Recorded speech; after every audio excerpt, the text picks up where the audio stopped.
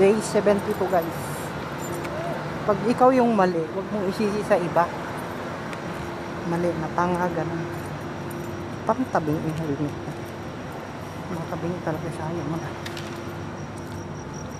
Mali ko na yun, isisi mo sa iba. Diba? Day 72 guys. Tapos maging responsable sa oras tsaka sa mga gagawin bago dumuwi. Bawal lang sisiyan.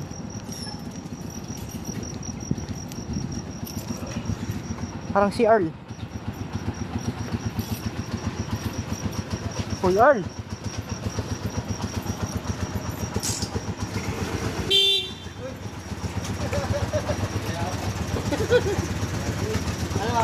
Earl, it's your fault.